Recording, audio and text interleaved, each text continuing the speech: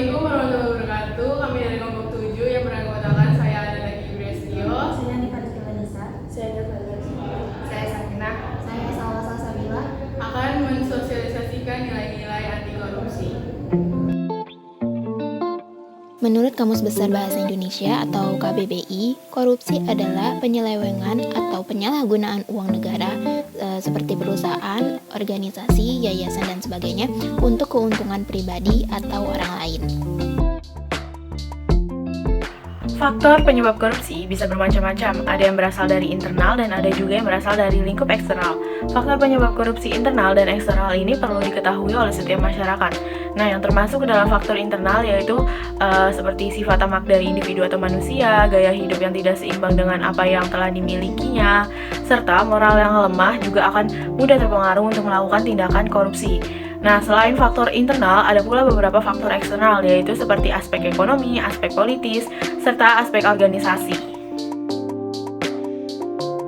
Upaya pencegahan korupsi dapat dimulai dengan menanamkan nilai-nilai anti korupsi pada semua individu. Setidaknya ada 9 nilai-nilai anti korupsi yang penting untuk ditanamkan pada semua individu.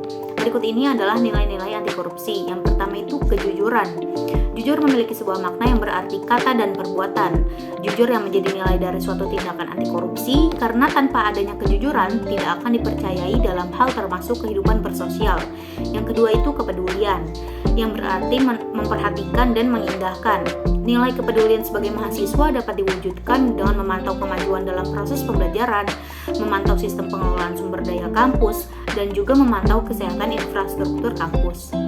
Selanjutnya yang ketiga ada kemandirian, yang berarti mengambil inisiatif dengan keberanian, tidak mengandalkan kemampuan orang lain, mengatasi hambatan dan masalah dengan percaya diri dan tanggung jawab, serta mengatur, mengendalikan, dan membuat keputusan untuk diri sendiri terlepas dari pengaruh lingkungan.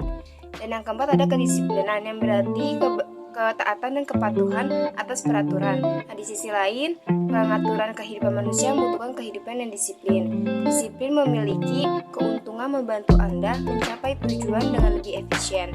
Disiplin memiliki efek yang sama dengan nilai-nilai anti korupsi lainnya dan meningkatkan kepercayaan pada orang lain dalam banyak hal. Yang kelima ada tanggung jawab, adalah keadaan harus menanggung segala sesuatu. Nah, penerapan nilai tanggung jawab diwujudkan antara lain dalam mewujudkan kesungguhan belajar, lulus tepat waktu dengan nilai bagus, berhasil menyelesaikan tugas kuliah, dan menjaga kepercayaan yang diberikan kepada kita.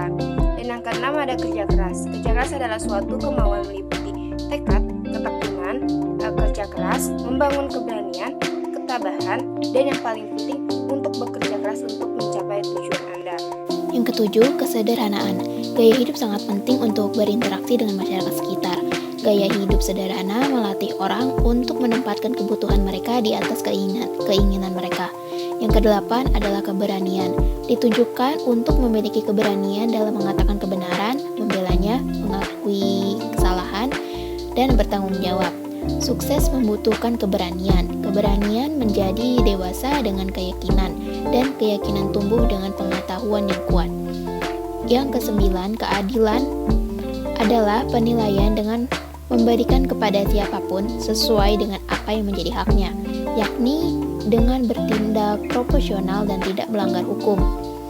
Bagi mahasiswa, nilai keadilan ini perlu dibina sejak masa perkuliahan agar mahasiswa dapat belajar mempertimbangkan dan mengambil kebutuhan secara adil dan benar. Beberapa upaya untuk pencegahan korupsi yaitu pertama, pembentukan lembaga anti korupsi dapat dibuat lembaga independen yang khusus menangani korupsi seperti KPK.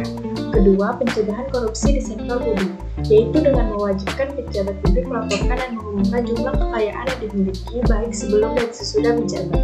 Ketiga, pencegahan sosial dan pemberdayaan masyarakat dengan memberi hak kepada masyarakat untuk mendapatkan akses terhadap informasi. Perlu dibangun sistem di mana masyarakat atau termasuk media diberikan hak meminta segala informasi sehubungan dengan kebijakan pemerintah yang berkaitan dengan hajat hidup orang banyak. Bagaimana akan bersikap anti korupsi? Tidak setiap orang Hanya sih Berurusan sendiri. Sekian pemaparan sosialisasi dari kelompok kami. Kurang lebihnya mohon maaf. Wassalamualaikum warahmatullahi wabarakatuh.